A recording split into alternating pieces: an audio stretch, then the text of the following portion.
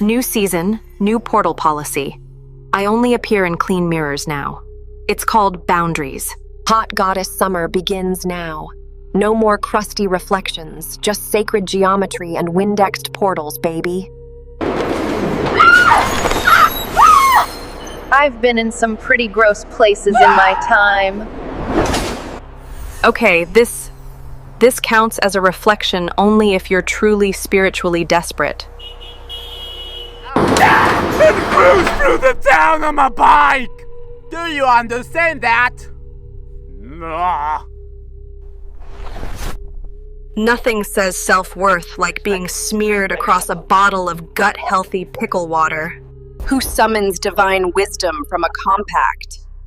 Is that mascara from 2014? Oh! My God! I take it back.